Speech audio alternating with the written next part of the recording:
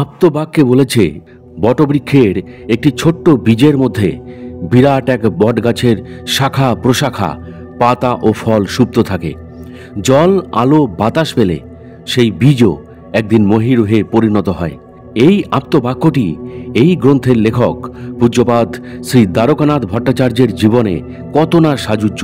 মহাপ্রভু শ্রী শ্রী চৈতন্যদেবের বংশধারার চতুর্দশ বংশধর শ্রী দ্বারকানাথ ভট্টাচার্যের জন্ম ইংরাজি 1926 সালের ফেব্রুয়ারি মাসের শুভ দোল পূর্ণিমা তিথিতে দক্ষিণ কলকাতার ভবানীপুরে পূর্ণ সিনেমা হলের পাশে তৎকালীন চরকডাঙ্গায় পিতা রজনীকান্ত ভট্টাচার্য একজন খ্যাতনামা সাধক ছিলেন। মায়ের নাম মোক্ষদা সুন্দরী। দ্বারকানাথ পিতামাতার ষষ্ঠ সন্তান। রজনীকান্তের দেহত্যাগের পর তার অমর আত্মার সম্মানে পশ্চিমবঙ্গ সরকার দক্ষিণ কলকাতার কেওড়াতলা মহাশ্মশানের পাশে একটি রাস্তার নামকরণ করেন। নাম হয় রজনী ভট্টাচার্য লেন। দক্ষিণ কলকাতার আশুতোষ কলেজে পড়ার সময় নেতাজি সুভাষচন্দ্রের ভাবধারায় অনুপ্রাণিত হয়ে ফরওয়ার্ড ব্লক দলে যোগ দিয়ে স্বাধীনতা আন্দোলনে জড়িয়ে পড়েন এবং যথারীতি পুলিশের নজরে পড়েন। 2 বছর প্রেসিডেন্সি জেলে বন্দি জীবন কাটান। জেলে কারাবাসকালীন দ্বারকানাথ কনিষ্ঠতম রাজবন্দী হিসাবে আইএ পাশ করেন। এই বিষয়ে বাংলা 1352 বঙ্গাব্দের 12ই আশ্বিন আনন্দবাজার পত্রিকায় দ্বারকানাথের সচিত্র সংবাদ অত্যন্ত গুরুত্ব সহকারে প্রকাশিত হয়। 1947 সালের 15ই আগস্ট দেশ স্বাধীন হয়। শুরু হয় রাজনৈতিক ডামাডোল। বীতশ্রদ্ধ দ্বারকানাথ রাজনীতির ঘোলা জল থেকে নিজেকে স্বেচ্ছায় সরিয়ে নিয়ে লেখাপড়ায় মনোনিবেশ করেন এবং যথাসময় বিএ পাশ করে বাংলা সাহিত্য নিয়ে এমএতে ভর্তি হন। কিন্তু সাংসারিক কারণে শিক্ষা অর্ধ সমাপ্ত রেখে একান্ত বাধ্য হয়ে কলকাতা পোর্ট ট্রাস্টের অফিসে চাকুরি গ্রহণ করেন। এরপর বিবাহ এবং 2 কন্যা আর 1 পুত্রের জনক হন। আর 5 জনের মতো স্ত্রী, পুত্র, কন্যাদের নিয়ে দ্বারকানাথ স্বচ্ছন্দে বাকি জীবনটা কাটিয়ে দিতে পারতেন। কিন্তু যে পবিত্র রক্তধারার বাহক, তিনি তো এই কারণে জন্মগ্রহণ করেননি। মনের গভীরে যে সুপ্ত বাসনা, ধর্মের গূঢ় রহস্যকে জানতে হবে। প্রবল মানসিক তাগিদে সবার অলক্ষ্যে শুরু হলো দ্বারকানাথের জীবনের এক নতুন অধ্যায়। পরমার্থের অন্বেষণে শুরু হলো তার পরাশক্তির আরাধনা। কি ছিল অলৌকিক অত্যাশ্চর্য সেই সব ঘটনাগুলি জানতে হলে ও এই চ্যানেলে নতুন হলে এখনই সাবস্ক্রাইব করুন আমাদের সাধক অলৌকিক রহস্য ইউটিউব চ্যানেলটিকে। আর এখন দেখছেন সাধক অলৌকিক রহস্য, বাংলা ভাষায় সাধক জীবনের অলৌকিক ঘটনায় সাজানো অডিও ও ভিডিও লাইব্রেরি। আসুন প্রিয় দর্শক ও শ্রোতা, তাহলে এবার শুরু করা যাক। This channel does not promote any violent, harmful or illegal activities. All content provided by this channel is only meant for educational and entertainment purpose only. কোনো গুরু নেই, জানা নেই কোন ইষ্টমন্ত্র। তাতে কি, রাত যত গভীর হয় ততই গভীরতর হতো তার একনিষ্ঠ সাধনা।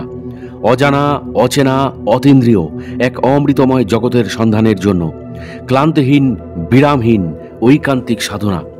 অবশেষে সুদীর্ঘ বছরের নিবিড় তিতিক্ষার অবসান হল। দ্বারকানাথ দর্শন পেলেন তাঁর ইষ্ট দেবতার। যোগীরাজ শ্রী শ্রী শ্যামাচরণ লাহিড়ী মশায়ের বিদেহী পবিত্র আত্মা প্রকট হলেন। স্বতঃস্ফূর্তভাবে বুকে টেনে নিলেন পুত্রবৎ দ্বারকানাথকে। গুরুর কাছ থেকে কালোপযোগী নতুন ধারায় ক্রিয়াযোগে দীক্ষালাভ করলেন।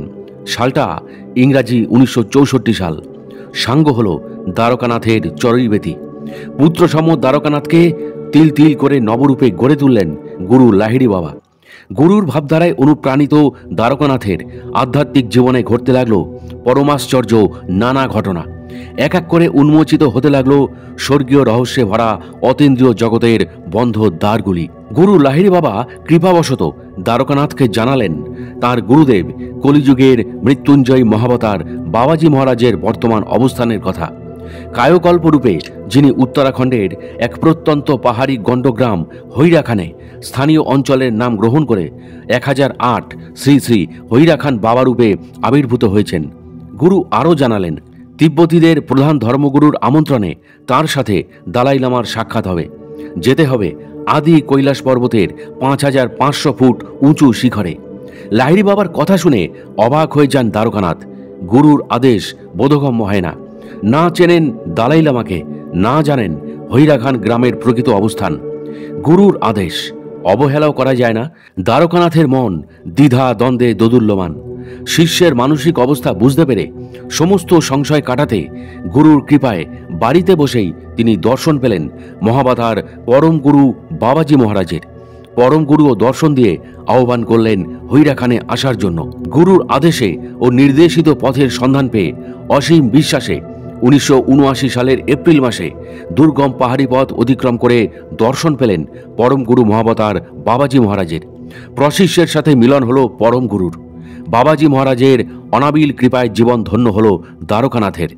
পরম গুরুর আদেশে দর্শন হল দ্রোণগিরি পর্বতের সেই পবিত্র গুহা, যে গুহায় বাবাজি মহারাজ শ্রী শ্রী শ্যামাচরণ লাহিড়ী মহাশয়কে ক্রিয়াযোগে দীক্ষা দিয়েছিলেন।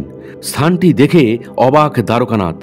দ্রোণগিরি পর্বতের এই পবিত্র গুহা, তার অবস্থান, খুঁটিনাটি সবই তো তিনি আগে থেকেই গুরু লাহিড়ী বাবার কৃপায় কলকাতার বাসাতে বসেই মানুষ লোকে পুঙ্খানুপুঙ্খভাবে দেখেছেন। এই দর্শনের বর্ণনাও ঘনিষ্ঠ কিছু বন্ধুদের কাছে করেছিলেন। এবার যখন সশরীরে গুহাটি দেখলেন, তখন সেই দলে এমন কয়েকজন ছিলেন যারা এর আগেও এই গুহা দর্শন করেছিলেন। তারা এক বাক্যে স্বীকার করে নিলেন দ্বারকানাথ সত্যি সত্যি এক মহাশক্তিধর গুরুর অসীম কৃপা পাত্র। গুরু লাহিড়ী বাবার দ্বিতীয় আদেশ, তোমাকে কৈলাসে যেতে হবে। প্রিয় শিষ্য শ্যামাচরণের ইচ্ছা অনুযায়ী পরম গুরুর অনুমতি নিয়ে দ্বারকানাথের দুর্গম গিরি আদি কৈলাস, যার উচ্চতা 5050 ফুট, অবলীলাক্রমে অতিক্রম করে পৌঁছে গেলেন এক দেবত্র স্থানে। পরম গুরুর কৃপায় 8-9 ঘন্টার মধ্যে আদি কৈলাস পর্বতের উচ্চ শিখরে ওঠা, দৈব ক্রিয়াকলাপ সচক্ষে দেখা, আবার ফিরে আসা, বৈজ্ঞানিক ব্যাখ্যায় ওই সময়ের ব্যবধানে 11,000 ফুট অতিক্রম করা। তথাকথিত আধুনিক বিজ্ঞান মনস্ক সংস্থার কর্তা ব্যক্তিরা এর কি ব্যাখ্যা করবেন তা এই গ্রন্থের ভূমিকা লেখক রঞ্জিত কুমার মজুমদারের জানা নেই, বরঞ্চ তিনি বলেছেন তার জানার ইচ্ছাও নেই। তবে এই অত্যাধুনিক বাস্তব মনস্কদের উদ্দেশ্যে একটাই তার বক্তব্য, এই পারমাণবিক যুগেও এমন কিছু ঘটনা এখনো ঘটে চলেছে যার ব্যাখ্যা অসঙ্গতভাবে লোকে কোনো কোনো নামে বা উপাধিতে আখ্যাত করে নিজেদের অজ্ঞতাকে আড়াল করার জন্য। হৈরাখান থেকে ফিরে কলকাতায় এসেই গুরু লাহিড়ী বাবার আদেশে কয়েকদিনের মধ্যেই তিনি লিখলেন, শ্রী শ্রী হৈরাখান বাবাকে যেমন দেখেছি। প্রচ্ছদ পটে একজন অল্প বয়স্ক যোগীর ছবি, বন্ধনীতে লেখা শ্রী শ্রী শ্যামাচরণ লাহিড়ী মহাশয়ের গুরুদেব। অদ্ভুতভাবে একালের সর্বশ্রেষ্ঠ সাধক জ্ঞান তাপস শ্রী শ্রী সীতারাম দাস ওঙ্কার নাথজির হাতে দ্বারকানাথ ভট্টাচার্যের আন্তরিক উপলব্ধি সমৃদ্ধ এই পুস্তকখানি হৈরাখান বাবাকে যেমন দেখেছি এসে পৌঁছায়। মন দিয়ে বইটি পড়ে শ্রী শ্রী সীতারাম বাবাজি কায়মনোবাক্যে উপলব্ধি করেন ইনি সেই ত্রম্বক বাবা, যিনি সীতারামকে বলেছিলেন, নাম আর প্রণামই তোর প্রধান ধর্ম। আজ থেকে বহু বছর আগে প্রাণ তাপস ওঙ্কার নাথজির ভুল হয়নি দ্বারকানাথের লেখা একটি চটি বই পড়ে। আকুল মনে ঘনিষ্ঠ শিষ্যদের তিনি জানিয়েছেন, যেমন করে পারিস ত্রম্বক বাবাকে কলকাতায় নিয়ে আয়, যা খরচ লাগে তা এই সীতারামই দেবে। বাবাজি পরম ভক্ত সীতারামের আকুল প্রার্থনায় 1981 সালের ফেব্রুয়ারি মাসে কলকাতা এলেন। কিন্তু এই মহামিলনের যজ্ঞের যিনি হোতা দ্বারকানাথ সেখানে অপাংতেও ব্রাত্য। কিন্তু কেন? ওই সময়কার প্রতিটি মুহূর্তে রঞ্জিত কুমার মজুমদার ছিলেন প্রতিবেদক, আর তার সাথে ছিল নিরাসক্ত নিষ্প্রিয় এক মহাযোগীর ক্রিয়াকলাপের প্রত্যক্ষ সাক্ষী। এরপর এই গ্রন্থের ভূমিকা লেখক রঞ্জিত কুমার মজুমদার জানিয়েছেন, শ্রী শ্রী দ্বারকানাথ তোমার রাতুল চরণে আমার বিনম্র শতকোটি প্রণাম। সাধক অলৌকিক রহস্য ইউটিউব চ্যানেলের আগ্রহী ও শ্রদ্ধাবান প্রিয় দর্শক ও শ্রোতা, এবার আমরা মহা আশ্চর্য সেই কাহিনীতে প্রবেশ করব, যেখানে গুপ্ত সাধক ও এই দুর্লভ গ্রন্থ শ্রী শ্রী হৈরাখান বাবাকে যেমন দেখেছি এবং অন্যান্য সাধু দর্শনের লেখক শ্রী দ্বারকানাথ ভট্টাচার্যের নিজের বয়ানে জানব এই ভারত ও বিশ্বের এবং বাঙালি সমাজে হৈরাখান বাবার রহস্যময় ও অত্যাশ্চর্য দৈব প্রকাশ কাহিনী। তবে এবার শুরু করা যাক। বই লেখা আমার অভ্যাস নয়, আমি সাহিত্যিক বা গল্প লেখকও নই। হৈরাখান থেকে ঘুরে আসবার পর হঠাৎ যোগীরাজ শ্যামাচরণ লাহিড়ী মহাশয় আমাকে মন জগতে তাগিদ দেন, ফলে এই 4-5 দিনে আমার লেখাটি সম্পূর্ণ হয়। ভেতরে ভাষার অনেক গুরুচণ্ডালী দোষ আছে, পাঠকদের কাছে এর জন্য ক্ষমা চাইছি। একটা কথা বলে রাখি, লেখার মধ্যে যা কিছু ত্রুটি আছে সেটা নিশ্চয়ই আমার, কিন্তু যা কিছু মহৎ বা ভালো তার কৃতিত্ব একমাত্র লাহিড়ী বাবার পাওনা। আমি তার দাস, তিনি প্রভু। ইচ্ছা আছে এরপরে এই বিষয়বস্তু নিয়ে ইংরেজিতে লেখা, তাতে ক্রিয়াযোগ সম্বন্ধে বিশদভাবে লিখব। বাবাজি মহারাজ সম্বন্ধে আমি খুব অল্প জানি, যেটুকু জেনেছি আধ্যাত্মিকভাবে। তিনি এত বড় ও আমি এত ক্ষুদ্র, কি বলবো। ভয় লাগে। এদের আশীর্বাদই একমাত্র আমাদের সকলের কাম্য। বিনীত শ্রী দ্বারকানাথ ভট্টাচার্য। 1 এপ্রিল 1979 শুভযাত্রা। সকাল 6টায় হিমগিরি এক্সপ্রেসে যাত্রা শুরু হলো। আমি ছাড়া 6 জন পুরনো বন্ধু, সবাই যোগীরাজ শ্রী শ্রী লাহিড়ী বাবার ভক্ত। আমি যখন লাহিড়ী বাবাকে ট্রান্সে নিয়ে আসতাম, আমার সঙ্গীরা সকলে সেই দৈববাণী শুনতেন। সে আর এক ইতিহাস। 1964 সাল থেকে আরম্ভ, আজ তার শেষ পর্যায়ে। লাহিড়ী বাবার প্রদত্ত ক্রিয়াযোগ আজ বাবাজি মহারাজের স্পর্শে সম্পূর্ণ স্বীকৃতি লাভ করল। যাক, সে অন্য কথা। হৈরা খান বাবার দর্শনের আশায় আজ আমাদের সম্মিলিত যাত্রা। ট্রেনে এক বন্ধু চা খাওয়া শুরু করলো। হাসি, গল্প, ঠাট্টার ফোয়ারা চলছে। লখনৌতে রাত্রে পৌঁছালাম। শুনলাম নৈনিতাল এক্সপ্রেস অন্য ধারে দাঁড়িয়ে। আমরা হলদিয়ানি পর্যন্ত টিকিট কেটে ট্রেন ধরতে এগিয়ে এলাম। ট্রেনে প্রচুর ভিড়। হৈরা খান বাবাকে স্মরণ করলাম। ভাবছি কি করে যাব। বন্ধুদের আগে বড়াই করে বলেছি যে 100 ভাগই কৃতকার্য হবে।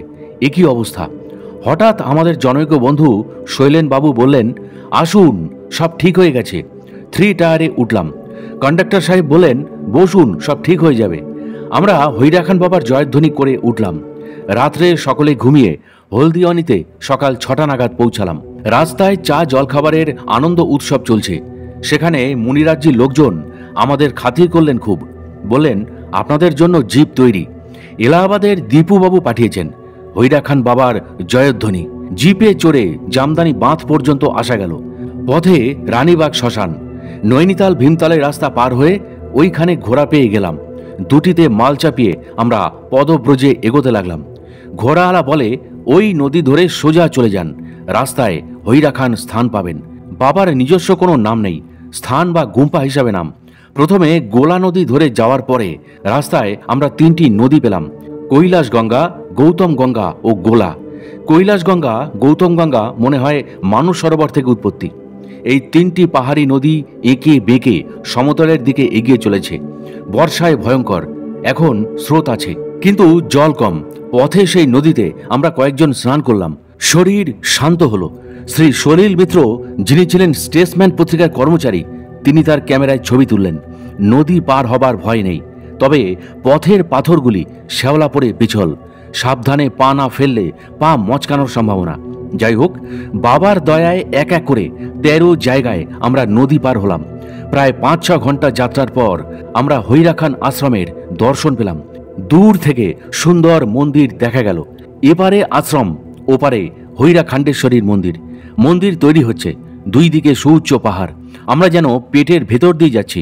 মায়ের পেট থেকে যেন আমরা বেরোলাম। এই রকম প্রাকৃতিক সৌন্দর্য খুবই কম স্থানে আছে। মাঝে মাঝে পাখির আওয়াজ, কত রকম সুন্দর দৃশ্য। আমরা সত্যি দৈব স্থানে পৌঁছেছি। এই স্থান প্রকৃতি দেবীর বাসভূমি, এই ব্যাপারে সন্দেহ নেই। 1003 ফুট উঁচু জায়গাটি। দিনের বেলায় এখন বেশ গরম লাগছে। ডান দিকে আশ্রম, বাঁ দিকে মন্দির। কাছে যেতেই দেখলাম নদীর জলে বিভিন্ন জাতির লোক স্নান ইত্যাদি করছে। মনে হলো সব যেন ঘোরাঘুরি করছেন। কারোর কপালে চন্দন, কেউ রাস্তা ঠিক করছে। সকলেই যেন মহৎ যজ্ঞে ব্যস্ত আছেন। আশ্রমে সিঁড়ি ভেঙে ভেঙে উঠলাম। 108টি সিঁড়ি। এ এক দার্শনিক ব্যাপার। উপরে যেতে সবাই আপ্যায়ন করলেন আমাদের, যেন পরিচিত, অথচ কাউকে চিনি না। সকলে বললেন প্রসাদ খেয়ে নিতে। আমরা বসলাম খেতে। প্রচুর ভোজ্য, খাঁটি ঘিয়ের তৈরি হালুয়া, 2 রকম লাড্ডু, পুরি, তরকারি। ওরকম খাওয়া দাওয়ার পরে আমরা আশ্রমের চাতালে এসে বসলাম। প্রাকৃতিক সৌন্দর্য দেখছি। ভাবছি কোন এক স্বর্গে এসে রয়েছি। মনে হলো বিকেল 4:30-5টা হবে। হঠাৎ পেছনে দেখি হৈরা খান বাবা বেরিয়ে এসেছেন, একেবারে একা। তিনি যেন জানতেন আমরা আসব। শুভ্র বসন, সৌম্য মূর্তি, সুন্দর চেহারা। বছর 30 বয়স হবে। আমি মুগ্ধ হয়ে পায়ে হাত দিয়ে প্রণাম করলাম। আমার বন্ধুও করলেন। উনি চাতালের এক পাশে বসলেন। উপরে দিগন্ত ছোঁয়া আকাশ, প্রায় 150 ফুট নিচে 3টি নদীর স্রোত বইছে, পাশে শুভ্র পাথরের মূর্তি, চতুর্দিকে পাহাড় পরিবেষ্টিত অপূর্ব মনোহর পরিবেশ। মধ্যখানে হৈরা খান বাবা বসে, শান্ত অথচ গম্ভীর। পরিচয় জিজ্ঞাসা করলেন। পাহাড়ি টান। বললাম, কলকাতা থেকে এসেছি, আমরা 7 জন। পরিচয় করিয়ে দিলাম। বললেন, প্রসাদ পায়া হ্যায়? আমরা মাথা নেড়ে বললাম হ্যাঁ। তারপর আমাদের আসার উদ্দেশ্য বললাম। শুনলেন, তবে কোনো কথা বললেন না। ইতিমধ্যে কয়েকজন এলেন। তারপর আমরা আশ্রমে ফিরে এলাম। আশ্রমটি পাহাড়ের উপরে তৈরি। একটি মাত্র মন্দির আছে, তাতে আগেকার হৈরা খান বাবার মূর্তি স্থাপিত। সামনে নিচে শিবের মূর্তি, মনে হলো রূপোর একটি সাপ। এই চেহারাটি টুপি পরা বাবার, স্বর্গত মহেন্দ্র বাবার, যাঁর বৃন্দাবনে আশ্রম আছে। তিনি এই মন্দির প্রতিষ্ঠা করেছেন এবং তার গুরুদেব ওই টুপি পরা বাবার একটি মূর্তি স্থাপনা করেন। শোনা যায় ওই টুপি পরা বাবা কায়াকল্প করে বর্তমানে হৈরা খান বাবা রূপে আবির্ভূত হয়েছেন। রোজ সন্ধ্যায় বাবার আরতি হয়। সবচেয়ে আশ্চর্য, বর্তমান হৈরা খান বাবার কোনো পূজা, মন্ত্র, উচ্চারণ ইত্যাদি কিছুই নেই। ইনি নির্বিকার, কোনো কিছুতেই আসক্তি নেই। তার ইচ্ছা সকলের মধ্য দিয়ে প্রকাশ। বহু বিদেশি রয়েছেন, স্ত্রী পুরুষ বেশিরভাগই জার্মান, কিছু আমেরিকান আছেন। সকলেই বেশ উচ্চ শিক্ষিত ও পদমর্যাদা সম্পন্ন। তারা হৈরা খান বাবার আশেপাশে ঘুরে বেড়াচ্ছেন। একটুখানি দর্শনে যেন তৃপ্তি। কি আগ্রহী তাদের চোখ মুখ। বাবা মন্দিরের পাশে এসে বসলেন। সকলে আগ্রহ ভরে প্রণাম করলেন। এখানে অদ্ভুত জিনিস চোখে পড়ল। বাবা যেন alone alone in the horizon. কখন কি করবেন কেউ জানে না। কারুর খবরদারি, কারুর অধিকার কাউকে দেননি। উনি একাই অ্যাবসলিউট।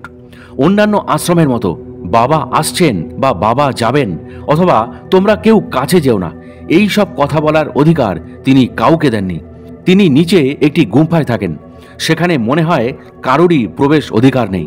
আমার মনে হয় এই সব পাহাড়ের তলায় অনেক গুম্ফা আছে, জনশ্রুতিও আছে। এই সব গুম্ফা পার হয়ে কৈলাস ও মানস সরোবরে যাওয়া যায়। সাধু সন্ন্যাসীদের তীর্থে যাবার রাস্তা এটাই। শোনা যায় এই হৈরা খান অঞ্চল বহু প্রাচীন। এখানে একসময় ঋষি মুনিদের আস্তানা ছিল। স্বয়ং মহাদেব পার্বতী এখানে যে আদি কৈলাস পাহাড়ে আছে সেখানে থাকতেন। এই আদি কৈলাস পাহাড়ের কথা পরে বলবো। এর একদিকে নেপাল এবং আরেক দিকে তিব্বত। এই গুম্ফাগুলি অতি বিচিত্র। শোনা যায় হৈরা খান বাবা অনেকগুলি গুম্ফার পথ বন্ধ করে দিয়েছেন। বলেছেন সত্য প্রতিষ্ঠিত হলে এইগুলি আবার খোলা হবে। এই গুম্ফার মধ্যে অনেক কারুকার্য করা দেবদেবীর মূর্তি আছে। এইগুলি এত বড় যে এখানে 1000-10 লোক অনায়াসেই থাকতে পারে। যাই হোক, সন্ধ্যা হলো, টুপি পরা বাবার আরতি আরম্ভ হলো।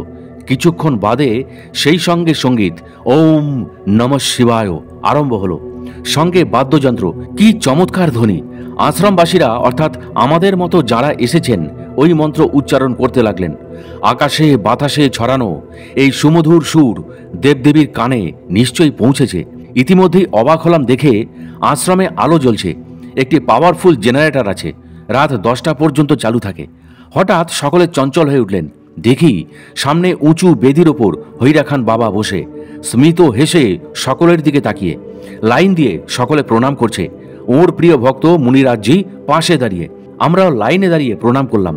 মহাপুরুষের চোখ দুটি সবসময় ঘুরছে, যেন এক্স রে আই, সব পর্যবেক্ষণ করছেন। আমি পদ্মাসনে বসে ক্রিয়া আরম্ভ করলাম। ক্রিয়ার শ্বাস ওর চরণে নিক্ষেপ করতে লাগলাম। মনে হলো ওর দেহে উনি গ্রহণ করছেন। সব লোকেরা নিস্তব্ধ, কিন্তু প্রত্যেকের মনের ওপর আপনা থেকেই হয়ে যাচ্ছে। কি দেশি বা কি বিদেশি যারা এসেছেন সকলেই মুগ্ধ দৃষ্টিতে তাকিয়েছেন এবং জীবন সার্থক করছেন এই মহাপুরুষকে দেখে। জন্ম জন্মান্তর সংস্কার পূর্বপুরুষদের আশীর্বাদ হলে এই রকম মহাপুরুষদের সাক্ষাৎ লাভ হয়। এরা হচ্ছেন দেবতা স্বরূপ। কায়কল্প করে সৃষ্টির আদি হতে আছেন। ইনি যুগ যুগান্তরের কথা বলতে পারেন। সেই জন্য উনি ওই রকম চারিদিকে তাকিয়ে দেখেন জন্ম জন্মান্তরের জানাশোনা কেউ হাজির হলো কিনা। শোনা যায় উপস্থিত সাহেবরা অনেকেই ওর পূর্বজন্মের পরিচিত। রাত 9টা পর্যন্ত এই সাম্য সঙ্গীত চলল। উনি ছোট ছেলের মতন বসে রইলেন। মাঝে মাঝে উপস্থিত শিশুদের নিয়ে খেলা করতে লাগলেন। আশ্রমের নিয়ম খুব কড়া। ভোর 5টার মধ্যে স্নান করে প্রার্থনা হলে আসতে হবে। যে আসতে পারছে না তাকে ব্যাগ নিয়ে আশ্রম ছেড়ে চলে যেতে হবে। সে রাজাই হোক অথবা প্রজাই হোক, একই নিয়ম। প্রত্যেক দিন সকালে বিকালে দুবার অবশ্যই স্নান করতে হবে। এরা পেট পুড়ে একবার প্রসাদ পায়। বাবা হঠাৎ উঠে পড়লেন। আজ 2রা এপ্রিল, রাত্রে শোবার জন্য হলঘরে এলাম। বিচিত্র সমাবেশ, নারী পুরুষ সব যে যার পরিবার নিয়ে এক এক ধারে। আমরা 7 জন মধ্য বেদির সামনে স্থান পেয়েছি। সকলেই হৈরা খান বাবার গুণকীর্তন করছেন। আমরা মন্ত্রমুগ্ধ হয়ে শুনছি আর অবাক হয়ে যাচ্ছি ভক্তি দেখে। ক্লান্ত দেহ আস্তে আস্তে রাত্রির অন্ধকারে এক অজানা আনন্দে ডুবে গেল এই পৃথিবী। নিস্তব্ধ জগৎ চরাচর। হঠাৎ ঘুম ভেঙে গেল। দেখি আমাদের সাথী শ্রী নীরেন্দ্র দত্ত সকলকে জাগাচ্ছেন। আমি ঠান্ডায় জড়সড়, কনকনে শীত, তার উপর হাওয়া। চোখ রগড়াতে রগড়াতে তাকিয়ে দেখি আশ্রমবাসী অনেকে জেগে উঠেছেন। টর্চের আলো এদিক ওদিক। নীরেনবাবু বললেন, রাত 3:33। সকলে চলো স্নান ও প্রাতকৃত্য করা যাক। এই ঠান্ডায় ওই সিঁড়ি ভেঙে নামা, শরীর আর চলে না। সকলে ভাবছি হৈরা খান বাবার আদেশ। কোনো রকম করে তো উঠলাম। 7 জনই যেন এক জ্বরের মাংসপিণ্ড। সিঁড়ির এক পাশটা খালি। ঠান্ডায় চাদর মুড়ি দিয়ে কোনো রকম করে নামলাম। বাবার আদেশ হচ্ছে আশ্রম এরিয়া ছেড়ে বেশ কিছু দূরে গিয়ে স্নান করতে হবে। পথের নুড়িতে পায়ের উপর খালি চোট লাগছে। এগোচ্ছি আর ভাবছি মহাপুরুষদের সাধনার জন্য কতই না কষ্ট করতে হয়। এ তো কিছুই নয়। আমরা কত অপদার্থ। আমাদের 7 জন সপ্তম আকৃতির। কারো টুথব্রাশ আছে তো পেস্ট নেই, মগ আছে খুঁজে পাচ্ছে না। ঠান্ডায় একেবারে জবুথবু। ভাবছি ওই আইস কোল্ড জলে হাত দেব কি করে। মনের জোর নিয়ে নেমে এলাম। একবার গায়ে জল লাগতে অন্যরকম উপলব্ধি হলো। আমার সবকিছু ক্লান্তি ভয়ে সব মা গ্রহণ করলেন। আমি পূর্ণ হলাম। আনন্দে শরীর পূর্ণ হলো। এ যেন আমার নতুন জীবন। কোথা হতে মৃত সঞ্জীবনী সুধা যেন আমাকে দিয়ে গেল। স্রোতের কুলুকুলু ধ্বনি যেন আর্য ঋষিদের মন্ত্র উচ্চারণ করছে। আমি মন্ত্রমুগ্ধ। বেদের সামগান, উদাত্ত সঙ্গীত। চারিদিকে ওম ওম শব্দে আলোড়িত। সদ্য স্নাত মাংসপিণ্ড জড় থেকে যেন এখন যুবক। পায়ে পাথর আর তেমন লাগছে না। আমি যেন অন্য মানুষ। হৈরা খান বাবা কি জয় বলে চিৎকার করে উঠলাম। সকলে একসঙ্গে ধ্বনি দিল, লাহিড়ী বাবা কি জয়। বলবো ভাবছি আর এগোচ্ছি। 108টি সিঁড়ি ভেঙে উঠলাম। একটু আগেই বাবার গুম্ফায় যাওয়ার রাস্তা। দরজা বন্ধ। ভেতর দিকে তাকিয়ে অবাক হলাম। দেখি ধুনির আগুন জ্বলছে। মনে হলো বাবা পেছন দিক করে বসে। বাবাকে দেখতে পেলাম না। চারিদিক ঘিরে রয়েছেন ভক্তরা। কিছু বিদেশিও রয়েছেন। স্ত্রী পুরুষ মিলে জনা 30। সকলের মাথায় তিলক কাটা। আনন্দের সমুজ্জ্বল। যেন সেই আদিকালের ব্রাহ্মণ। ঋষি মুনিদের কথা স্মরণ করিয়ে দেয়। চারিদিকে সুউচ্চ পাহাড়গুলি ঝুঁকে দেখছে এইসব দেবদেবীর ক্রিয়াকলাপ। চোখ ফেরানো যায় না। এই রূপের বর্ণনা কল্পনাতীত। আমি তো অতি তুচ্ছ, সামান্য। মনে করছি এরা কত ভাগ্যবান। আমি এখনো অনেক নিচে। এক সময় মনে হলো দরজা খুলল। মুনিরাজি আমার কাছে এসে বলল, বাবা কো পাস পারমিশন লে লেনা, কাল সে সুবে তিলক লাগানে কা। আমি প্রণাম করলাম। উনি যেন কত পরিচিত, নিরহংকার, সৌম্য মূর্তি। হেসে আমার দিকে তাকিয়ে রইলেন। আমরা কলকাতার লোক, কত অহংকারী, আর দৈব আশীর্বাদে ওরা কত সহজ সরল। দেখলে বোঝা যায় নিজেকে কত ছোট মনে হয়। আস্তে আস্তে সকলে প্রার্থনা হলে এলেন। উষা আরম্ভ হবার আগে সেই সমবেত গান ওম নমঃ শিবায় বাদ্য সহকারে ঝর্ণার মতো আকাশে বাতাসে ছড়িয়ে যেতে লাগলো। আমরা সকলে বসে একই তালে এই স্রোতের সঙ্গে মিশে গেলাম। বেশিরভাগ সাহেব ও মেমদের দেখলাম মস্তক মুন্ডিত, মাথায় কাপড় ঢাকা। শুনলাম বাবা অর্ডার দিয়েছেন। আমরা হল ঘরে এসে জিনিসপত্র গুছিয়ে চা খাওয়া নিয়ে চিন্তা করছি। এমন সময় কে যেন বলল, আশ্রমের কাছাকাছি বাইরে চায়ের দোকান আছে। আমরা সেই দিকে এগোলাম। গিয়ে দেখি জায়গা নেই। দেশি বিদেশি সব আশ্রমবাসী ভর্তি। শুনলাম ভক্তদের মধ্যে কেউ অধুনালুপ্ত নেটিভ স্টেটের রানী বা রাজকুমারী আছেন। আবার কেউ কর্নেল, মেজর, মিলিটারি কমান্ডার অফিসাররাও রয়েছেন।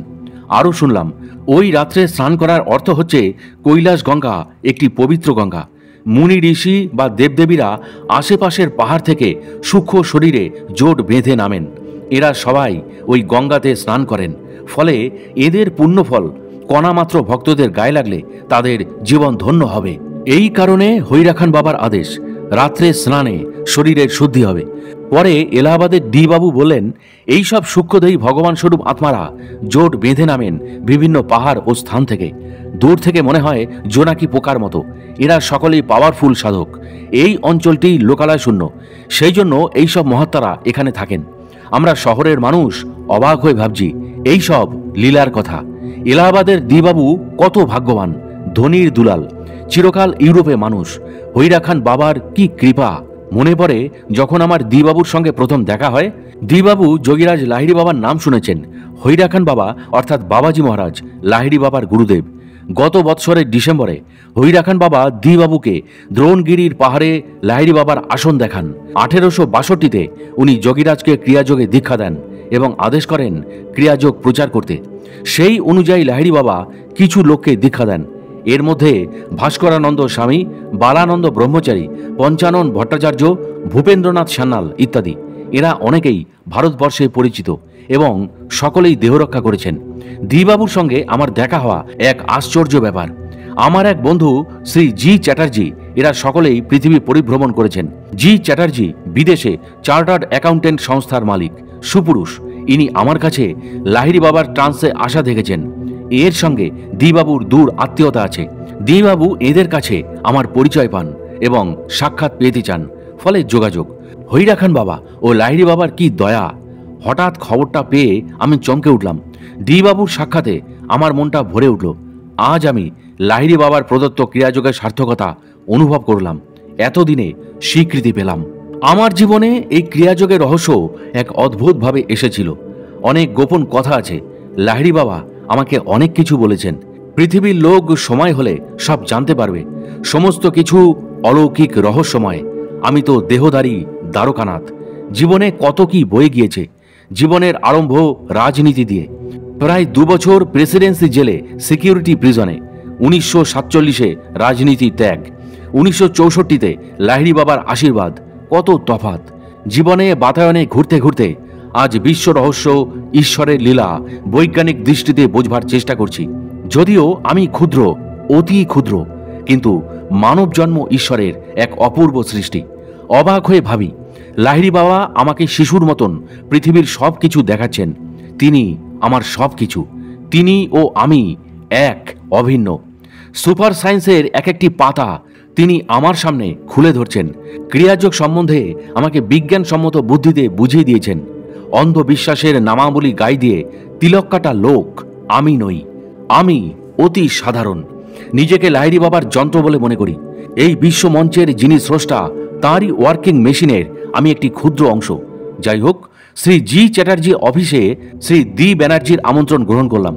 উনি আমাকে গত বছর ডিসেম্বরে হৈরা খান যেতে বললেন, কিন্তু দুর্ভাগ্যবশত যাওয়া হলো না। হৈরা খান বাবার সঙ্গে দেখা হলো আমার বৃন্দাবনে মহেন্দ্র বাবার আশ্রমে, শাম্ব সদাশিব কুঞ্জে 28শে ফেব্রুয়ারি 1979-তে। দিবাবুই আমাকে এ খবর দিয়েছিলেন।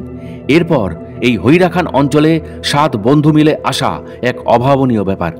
যাই হোক, এখন সেই হৈরা খানের চায়ের দোকানের কথায় আসা যাক। আজ 3রা এপ্রিল। আমরা চায়ের দোকানে সবার পিছনে। আস্তে আস্তে ভিড় কমছে, সকলে চলে যাচ্ছে। আমরা 7 জন রয়েছি। আরও একজন শ্রী রাও নামে এক ভক্ত আছেন।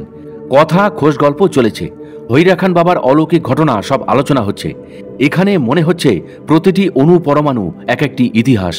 আমরা যেন দর্শক। সিনেমার পর্দার মতো এক একটি কাহিনী ছড়িয়ে রয়েছে। মহাপুরুষদের জীবন কাহিনী, সে এক বিচিত্র রহস্য। মাঝে মাঝে তন্দ্রার মতো আসে, আবার চলে যায়। বৃদ্ধ পাহাড়গুলি আমাদের দিকে তাকিয়ে হাসছে আর যেন বলছে, কি হলো, এতেই এত আনন্দ?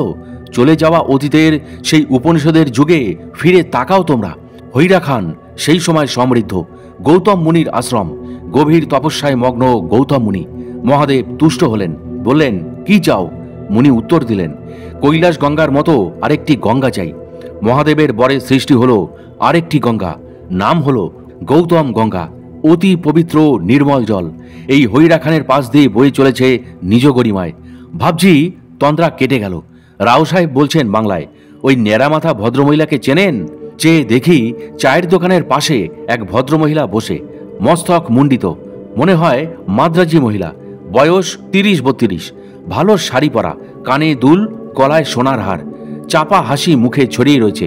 নিচু হয়ে এক মনে রাও সাহেবের কথাবার্তা শুনছেন। রাও সাহেবের বাবা চিফ এক্সিকিউটিভ সুভাষচন্দ্রের অধীনে সেক্রেটারি হিসাবে কর্পোরেশন অব ক্যালকাটাতে কাজ করতেন। চিফ এক্সিকিউটিভকে ব্রিটিশ রাজ পরে প্রেসিডেন্সি জেলে নিয়েছেন। রাও সাহেবের বাবা মহা মুশকিলে পড়লেন। গাড়ি নিয়ে দৌড়ালেন কাগজপত্র সই করাতে, না হলে কর্পোরেশন অচল হয়ে যাবে। শ্রী সুভাষচন্দ্রের সই চাই, পুলিশ নারাজ, শেষ পর্যন্ত রাজি হলো। সে এক চমকপ্রদ ঘটনা। এমন সময় ওই ভদ্রমহিলা পরিষ্কার বাংলায় বললেন, আমি আজ সকালে স্নান করার সময় আপনাদের বাংলা কথা শুনে আশ্চর্য হয়েছি। ভাবলাম এরা আবার কারা। আমরা নিজেদের পরিচয় দিলাম। ভদ্রমহিলা চায়ের গ্লাস হাতে করে আমাদের মাঝে এসে বসলেন। জানলাম উনি একজন directorate in geological survey of ইন্ডিয়াতে ভালো পোস্টে কাজ করেন।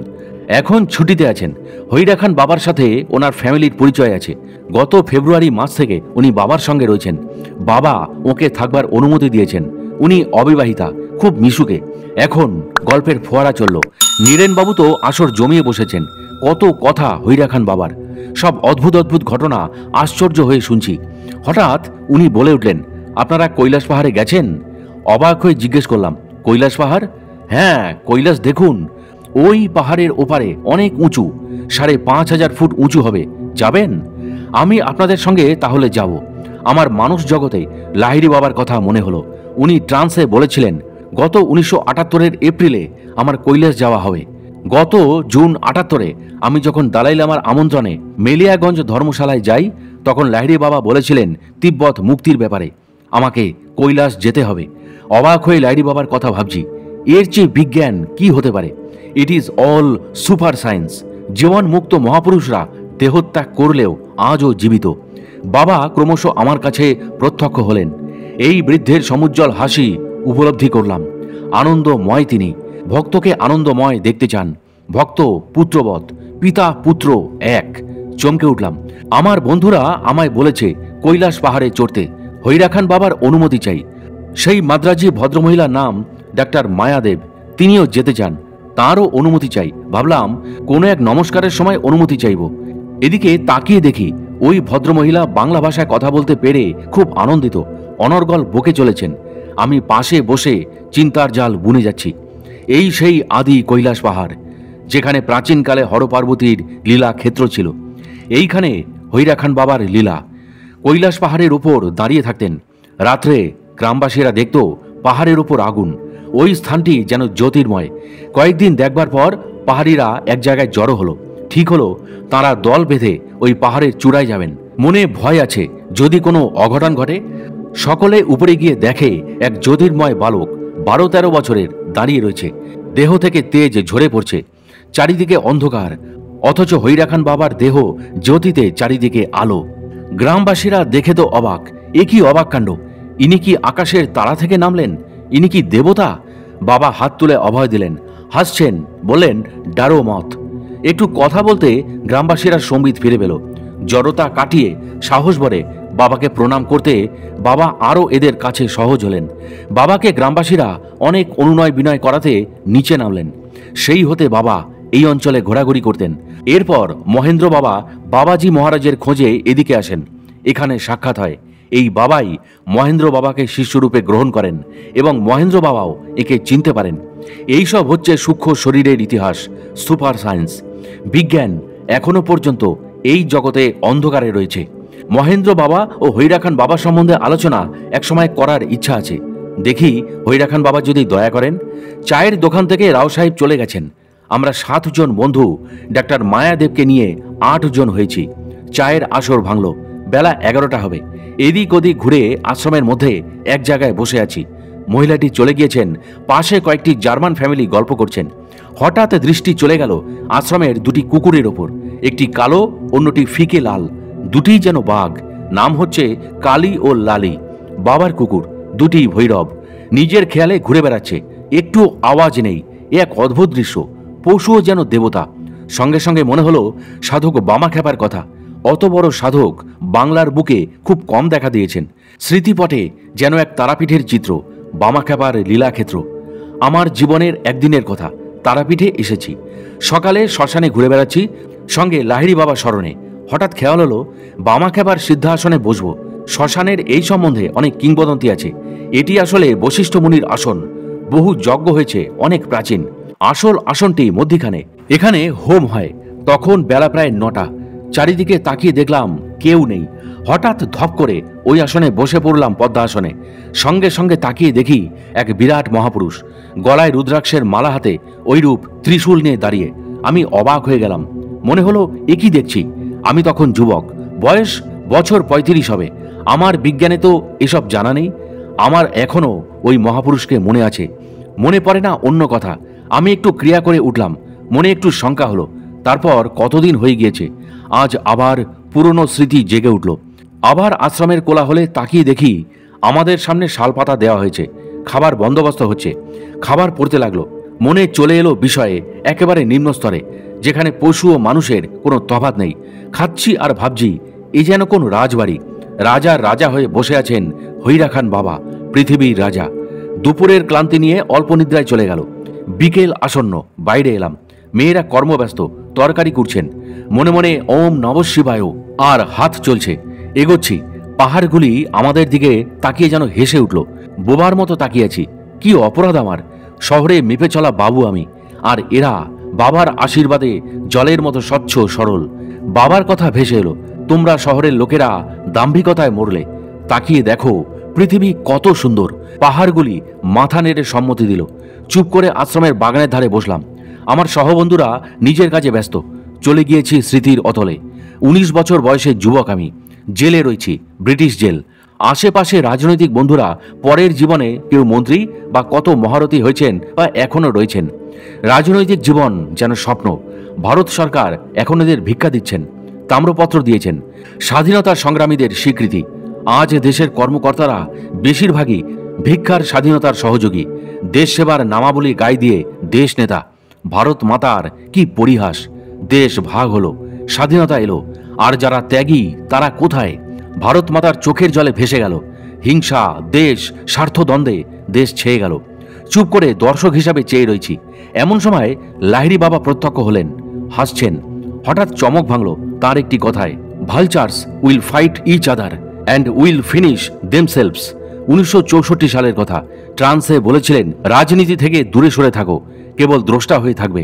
রাজনৈতিক মঞ্চে যারা ক্ষমতা লোভী, লোভের হাত থেকে তাদের মুক্তি নেই। একবার যখন লোভের জালে পড়েছে, এরা ওই লোভেই শেষ হয়ে যাবে। সেই বাঁদরের গল্প মনে পড়ল। উত্তরপ্রদেশের কোন এক গ্রামে বাঁদর বা হনুমানের উপদ্রব ছিল। গ্রামের লোকেরা অতিষ্ঠ। গ্রামে একজন নতুন লোক এলেন, সব ঘটনা শুনলেন। তিনি বললেন, এই বাত সব ঠিক হয়ে জায়গা, ঠেরো। রাত্রে তিনি কিছু হাতে তৈরি রুটি নিলেন, আর কিছু লাঠি নিয়ে গিয়ে এক উন্মুক্ত প্রান্তরে রেখে আসলেন। পরদিন সকালে গিয়ে গ্রামবাসীরা দেখেন সব বাঁদররা পরস্পর মারামারি করে ওই প্রান্তরে মরে পড়ে আছে। আমাদের রাজনৈতিক নেতারাও তাই। দেশবাসীর স্বার্থের বদলে নিজেদের স্বার্থ দেখেন। প্রথমে বলেন পার্টি, তারপর গ্রুপ, তারপর নিজে। আসলে নিজে যে স্বার্থমুক্ত নয় সেটা বলবে না, বরঞ্চ ঘুরিয়ে ভাষণ দেবে। জনসাধারণের নামে নিজেদের পকেটে যাচ্ছে। আজ দেশ শুদ্ধ দেশ নেতারা কি করেন? দেশের সাধারণ মানুষকে কিভাবে শুষে খাবে তারই প্রতিযোগিতা চলছে। যত আইন জনগণের জন্য, কিন্তু সাধারণ মানুষ অজ্ঞ, সহজ সরল, তারা কিছু সুবিধা পায় না। পায়ে যারা কর্তা ব্যক্তি। হায় গান্ধীজি, তুমি মৃত না জীবিত? এখন ভাবি লাহিড়ী বাবা কি সত্য কথা বলেছিলেন। আমার বন্ধুরা অনেকেই মন্ত্রী, কিন্তু নিজেরা কি অসহ্য যন্ত্রণায় ভুগছেন। আজ দেশে বাবার কথায় ভালচার্স অর্থাৎ শকুনে ছেয়ে গেছে। মহা শ্মশান ভারতবর্ষ। এরা ভারতবর্ষকে চুষে খাচ্ছেন, হাড়মাস সব। আর বেশি দিন নেই, এই অন্ধকার কাটবে। লাহিড়ী বাবার আশীর্বাদে আজ হৈরা খানে উপস্থিত। যুগ যুগান্তরের তপস্যা ভেঙে আজ হৈরা খান বাবা, বাবাজি মহারাজ বেরিয়ে এসেছেন। ওই শোনো মায়ের অভয়বাণী। দেখো ভগবান শ্রীকৃষ্ণের আবির্ভাব। সৎ সাধুরা বাঁচবেনি, পৃথিবী নতুন তৈরি হবে। ধ্বংস ধ্বংস সব ভেঙে চুরমার হয়ে যাবে। ওই দেখো মায়ের অট্ট হাসি, মায়ের বড়া ভয়। মা ভই অবতার আসছেন, তার জন্য দেবতাদের প্রস্তুতি। অবতারকে এরা সব শক্তি দেবেন। অবতার হচ্ছে authorised man to use divine পাওয়ার। সাক্ষাৎ শিব হচ্ছেন হৈরা খান বাবা। তিনি বর দিয়েছেন অবতারকে, কাজ করো, হাম হে ডারো মত। চলো আগে চলো বাবাজি। হে পিতা, হে শ্রেষ্ঠ, তোমায় সহস্র কোটি নমস্কার। হায় ভগবান, তোমার কি লীলা! হঠাৎ হই হুল্লোড়। তোয়াশ নিয়ে শ্রী কবি গুহরায় এসে হাজির। সঙ্গে শ্রী দিলীপ চক্রবর্তী। বললেন, চলুন স্নান করতে। আমি উঠলাম, নিচে নামছি। পেছনে আরও সব বন্ধুরা রয়েছেন। আশ্রমবাসীরা রিলে করে জল তুলছেন, দেশি বিদেশি মিশ্রিত। তাদের মধ্যে কি উত্তেজনা! চোখ মুখ আনন্দে উদ্ভাসিত। স্নান করলাম ওই কৈলাস গঙ্গায়। পা দ্রুত এগিয়ে চলেছে। মন বলছে, ওই তো দূরে পতিত পাবন হৈরা খান বাবা, তাড়াতাড়ি চলো। বাঁ দিকের বাঁক দিয়ে এগোচ্ছি। এখানে রাস্তা পরিষ্কার, পাথর দিয়ে জল বাঁধা হয়েছে, তাতে মাছেরা খেলা করছে। কি করে এই পাথরে মাছের সৃষ্টি হলো, সৃষ্টির আদি রহস্য অবাক লাগে। আবার বাঁ দিকে বেঁকে সামনে উঁচুতে হৈরাখান্ডেশ্বরীর মন্দির তৈরি হচ্ছে।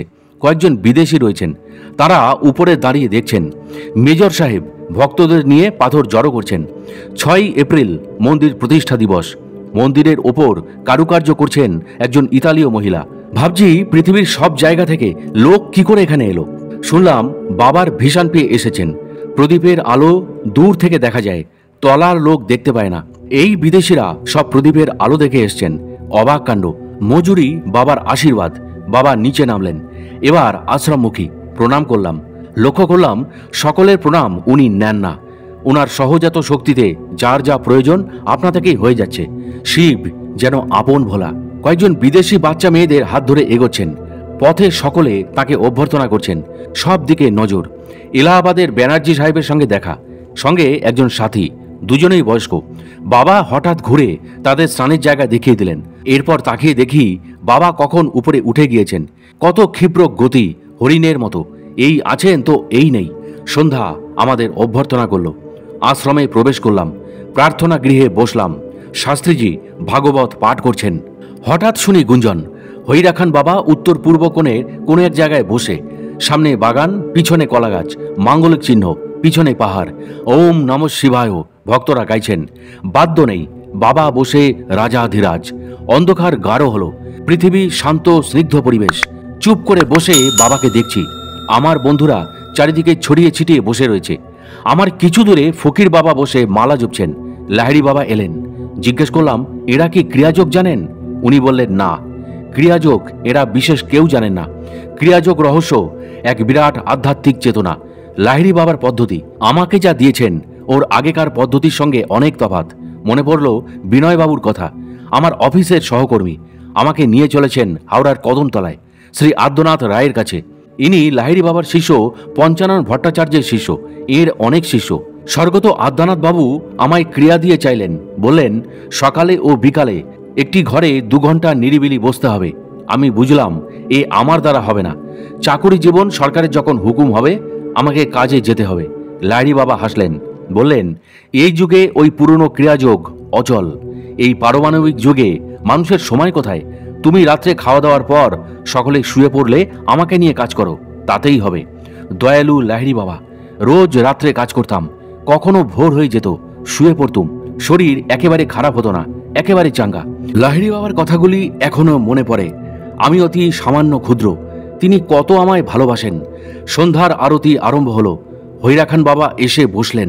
কসমিক কন্ট্রোলার মহেন্দ্র বাবার একটি কথা মনে পড়ল, যে একজন সুপার যোগী সে আরেকজন সুপারকে চেনে। আমরা কত ছোট বিষয় মত্ত, এরা কত ঊর্ধ্বে। স্বামী বিবেকানন্দের আক্ষেপ মনে পড়ে। রামকৃষ্ণ মিশন তখন সবে তৈরি হচ্ছে। স্বামীজি অক্লান্ত পরিশ্রমে ক্লান্ত। বললেন, তোরা কি বুঝবি? আরেকজন বিবেকানন্দ থাকলে আমার কাজ বুঝতে পারত। এই হৈরা খান বাবাও তাই, নিস্তব্ধ, নির্বিকার, অথচ কত বড় আধার। কত যুগ ধরে কায়কল্প করে পৃথিবীর বুকে রয়েছেন। নমস্য এরা। ওং নমঃ শিবায়, ওম নমঃ শিবায়। সুললিত ঐক্যতানে চারিদিকে মুখরিত হলো। বাবার দিকে দেখছি। খেয়াল হলো আদি কৈলাস যাবার অনুমতি নিতে হবে। অনুমতি পাওয়া গেল। যাও, প্রেম বাবা কো লে যাও, বাবা বললেন। ইতিমধ্যে আমাদের দিদি ডাক্তার মায়াদেব পেছনে সরে এসছেন। তিনি আমাকে ঠেলে দিয়ে সরে পড়েছেন। পরে বুঝলাম এসব বাবার খেলা। হৈরা খান বাবা আমাদের পরীক্ষা করছেন। প্রথমে ভোরে স্নান, তারপর কৈলাস যাওয়া। আমরা তখনও জানি না কৈলাস যাওয়ার মানে মৃত্যুর সঙ্গে প্রতি মুহূর্তে পাঞ্জা কষা। রাত্রে তাড়াতাড়ি শুয়ে পড়লাম। ঘুম আসছে না। একটু লাহিড়ী বাবাকে নিয়ে ক্রিয়া করলাম। কিছুক্ষণ বাদে শুয়ে পড়লাম। ঘুম আসে না। আস্তে আস্তে ঠান্ডা বাড়ছে। হৈরা খান বাবার চেহারা ভেসে উঠল। হাসছেন। ডরো মত, তুমকো সব দেগা। অনেক কথা প্রত্যক্ষ বলা বাকি। ফকির বাবার সঙ্গে কথা ঠিক করতে হবে। কখন ঘুমিয়ে পড়েছি জানি না। প্রিয় দর্শক ও শ্রোতা, আজকের এই কাহিনীটি আপনাদের কাছে কেমন লাগলো তা অবশ্যই আমাকে কমেন্ট ও লাইক দিয়ে জানাবেন। এবং এই ধরনের কাহিনী নিয়মিত যদি পেতে চান তবে অবশ্যই আমাদের সাধক অলৌকিক রহস্য ইউটিউব চ্যানেলটি একটুও মনে দ্বিধা না রেখে বা সময় নষ্ট না করে এখনই সাবস্ক্রাইব করে ফেলুন এবং পাশের বেল আইকনটিও অল করে দিতে ভুলবেন না। তাহলে আজকের মতো বিদায় নিচ্ছি। খুব শীঘ্রই ফিরে আসছি কোনো মহাত্মা যোগী পুরুষের অলৌকিক জীবন কথাকে নিয়ে।